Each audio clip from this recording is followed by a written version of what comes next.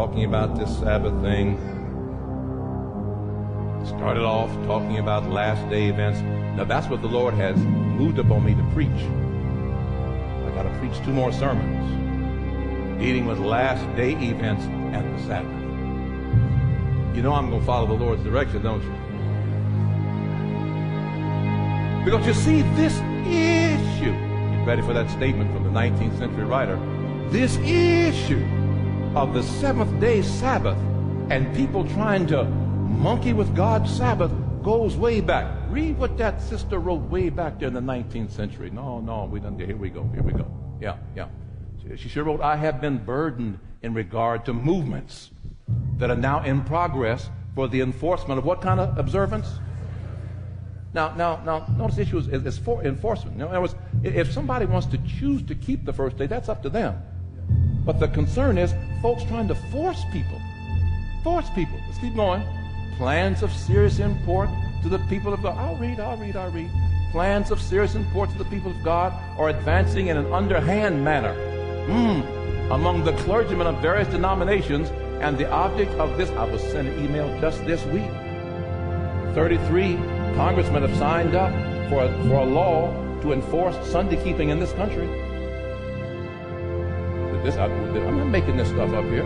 God are advancing in an underhanded manner among the clergymen of various denominations, and the object of this secret maneuvering is to win popular favor for the enforcement of Sunday sacredness. Now take your mind back to sermon number 3. I taught you in sermon number 3 that every state in this union but 2 already has Sunday enforcement laws. They're on the books. They've never been abrogated or revoked. They're there. They choose not to enforce them. So don't act all surprised. This is nothing new here. But way back in the 19th century, the sister's saying, look, that was written in 1899. They were working at it in 1899. If the people can be led to favor a Sunday law, then the clergy intend to exert the she's writing in 1899, exert their influence to obtain a religious amendment to the Constitution. That's what these 33 congressmen have signed up for. They want an amendment to the Constitution making Sunday a national day of rest. But I just found out God's already got a rest, which He Himself created at the beginning. And He says, my problem is, folks won't get in it.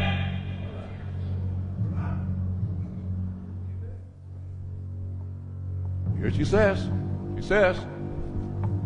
retain a religious amendment to the Constitution and compel the nation to keep Sunday. Don't sit here today and think this is far-fetched. Most of you don't even know the law. You don't know that you live in states where laws could be enforced forcing you not to do certain things. In Virginia, the laws are on the books right now. See, what I like about God, I told you this before, I'm going to tell you again. Anytime force gets in it, God's not in it. That's the devil. God declares, whosoever will, let him come.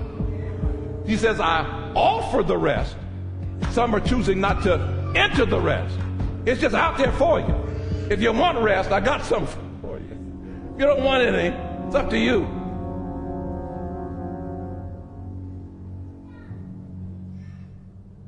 That's why your pastor keeps telling you, anybody who winds up in hell chose to go there.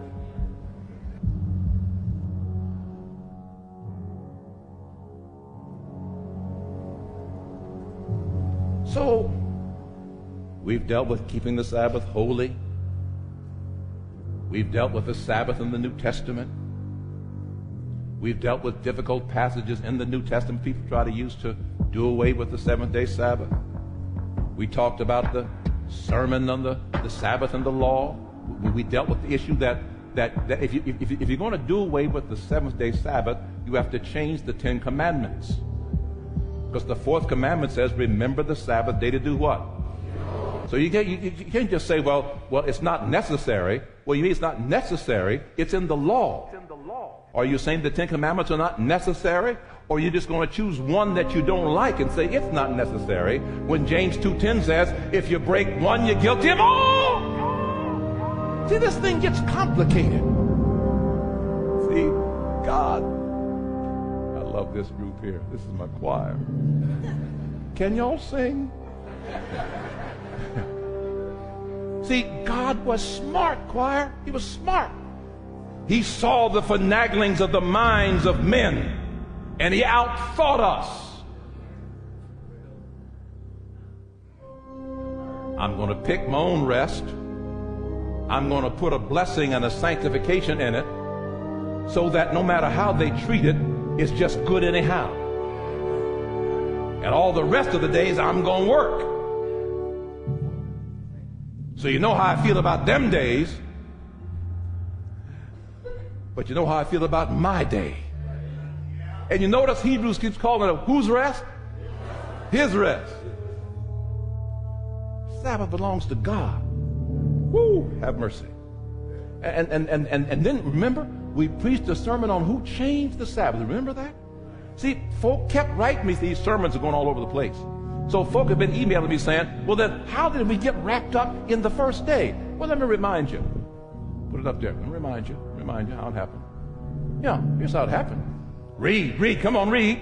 It pleased the church of God that the religious celebration of the Sabbath day should be transferred to the Lord's day.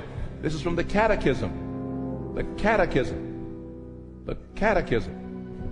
The Catechism of the Council of Trent by order of Pope Pius V. That's how it got changed. Let's read another statement. This is all history, folks. This is history. It's common stuff. Come on. The Catholic Church, by virtue of a divine mission, changed the day from... Who wrote that? So I'm making no accusations. See, Daniel 7:25 said somebody would think to change times and laws. Well, one group steps up and says, we did it. We did it. They're not ashamed. They're not ashamed. They believe they had the power to do it. Next statement, next statement, next statement. Yeah, here we go. Read. Is Saturday the seventh day according to the Bible and the Ten Commandments? I answer yes. Who's writing this? Cardinal Gibbons. A prelate in the Catholic Church. Second question. Read. Is Sunday the first day of the week? And did the church change the seventh day Saturday?